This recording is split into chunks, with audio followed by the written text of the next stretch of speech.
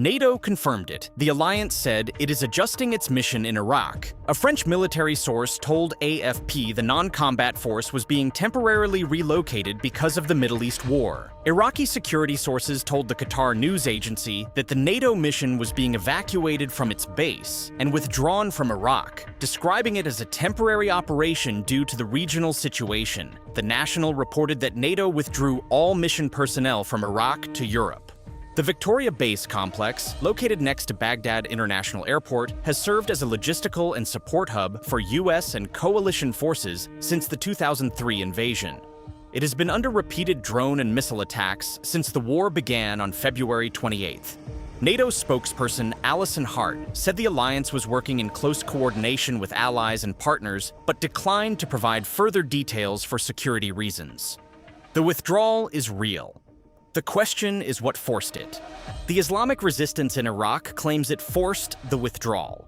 Abu Mahdi al-Jafari, spokesman for the Awliya al-Dam brigades, said the US and NATO requested mediation through the Iraqi government to obtain a temporary 24-hour truce from the resistance factions, with the aim of completing the withdrawal from Victoria Base toward Turkey. Several resistance factions said they agreed to the truce under strict conditions. No popular mobilization forces were to be targeted during the window, specifically along the Samarra-Karbala belt. They warned that any violation would end the truce immediately. The factions also said NATO transport aircraft had failed to land at Victoria Base a day earlier due to heavy fire around the perimeter. Those claims come from militia statements and remain unverified. What is confirmed is that NATO relocated its mission out of Iraq as the regional war closed in on Baghdad. The framing depends on who is telling the story. NATO called it a posture adjustment. Iraqi officials said it was a sovereign decision tied to earlier agreements. The resistance calls it a military victory. The reality contains elements of all three. A 2024 agreement between Iraq and the United States provided for the gradual conclusion of the coalition mission and full withdrawal by 2026. The Victoria Base departure follows earlier exits from Ain al-Assad Air Base in Anbar province and other installations. US troops had already relocated from Baghdad to Erbil before the current war began. The withdrawal was planned, but it unfolded amid escalating attacks around Baghdad and amid militia claims, still unverified, that the airfield had become too dangerous for a normal exit. The timeline was set by diplomacy. The pace was set by pressure. The scale of attacks on US positions in Iraq since February 28th is staggering by the resistance's own count. Shafaq News reported that factions operating under the Islamic Resistance in Iraq have claimed nearly 300 attacks targeting US military facilities across Iraq since the war began.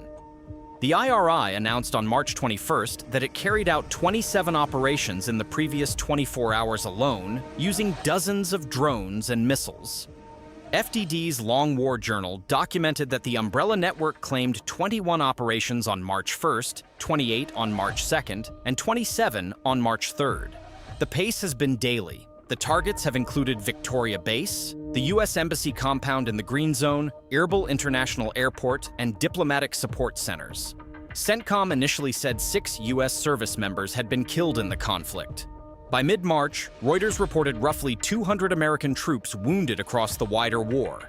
6 dead, 18 wounded. Those are CENTCOM's own numbers, not militia claims. The deaths occurred across a campaign that the Islamic Resistance in Iraq says it joined immediately when the war began on February 28th. During the 12-day war in June 2025, when Israel and the United States conducted a bombing campaign in Iran, Tehran's Iraqi proxies largely stood on the sidelines. This time, they did not.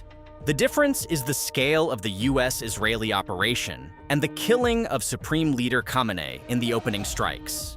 The militias that watched from the margins in June entered the war in February. And Iraq is no longer a side theater. It has become a place where the American presence is shrinking under extreme pressure.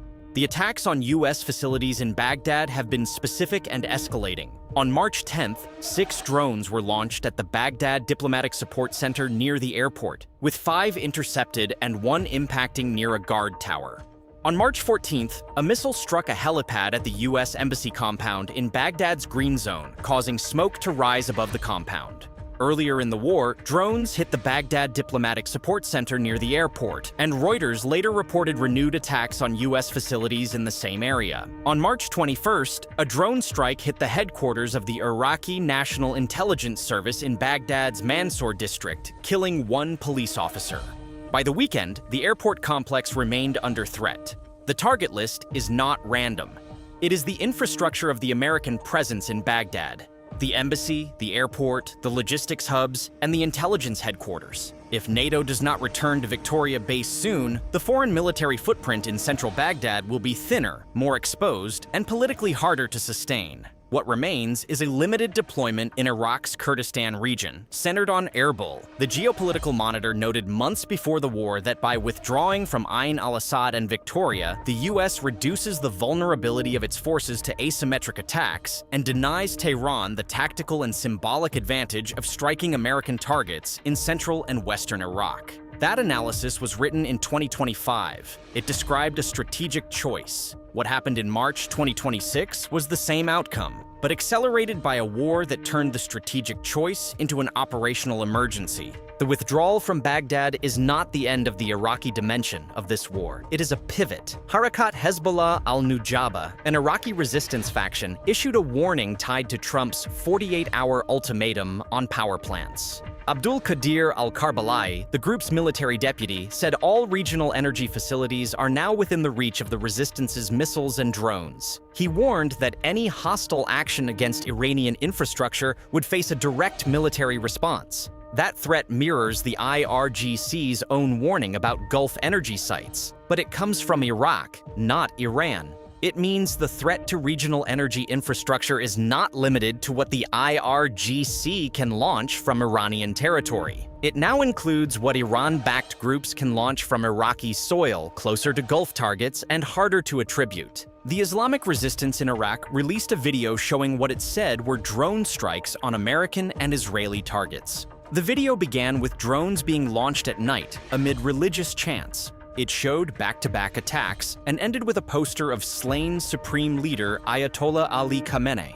The video is propaganda, but it lands in a context of confirmed strikes on the embassy area, confirmed attacks near Baghdad Airport, and a confirmed NATO relocation out of Iraq. The images are designed for recruitment, morale, and deterrence, and they arrive in a context where the audience can see the results on the ground. NATO is gone from Baghdad.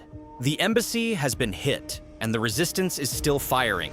The US response has not been passive. CENTCOM has conducted airstrikes against Iraqi militia positions throughout the war. US strikes have clearly hit Iran-aligned militias in Iraq, targeting leadership, launch sites, and weapons storage. But the true scale of militia casualties is still murky and heavily politicized. But the strikes have not stopped the attacks. The daily pace of operations claimed by the IRI has remained consistent at 20 to 30 per day throughout the conflict. The US is killing militia fighters. The militias are still launching drones at the airport. Neither side has achieved deterrence. One side can claim a political victory from the withdrawal, even if NATO frames it as a security adjustment inside a longer drawdown already in motion. The math of asymmetric warfare is simple and unforgiving. A drone costs a fraction of what a Hellfire missile costs. A militia fighter killed is replaced by another fighter with the same launcher. The US can degrade the network. It cannot eliminate the capability. And as long as drones keep reaching Victoria Base and the Green Zone, the cost of maintaining a presence in Baghdad exceeds what the presence is worth.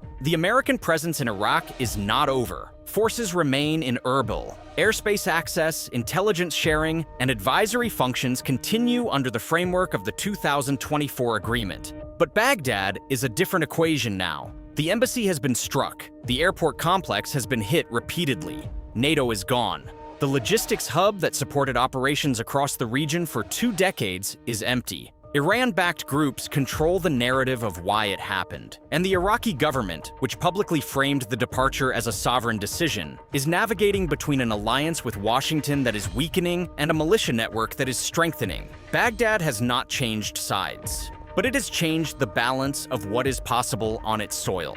The Iraqi government is caught between two forces. On one side, a military alliance with the United States that is thinning. On the other, a militia network backed by Iran that just achieved its stated objective of driving foreign forces from the capital. The government cannot publicly endorse the militias without losing Washington. It cannot condemn them without losing the street. So it calls the withdrawal a sovereign decision and hopes both sides accept the framing. American casualties mounting, nearly 300 claimed attacks, a NATO mission evacuated, an embassy under fire, an airport complex under repeated attack, and a 2024 agreement that was supposed to manage a gradual, dignified departure turned into a relocation that militias are now branding as a retreat under terms they imposed, a version NATO and Washington have not confirmed. Whether that framing holds or not, the images are the same.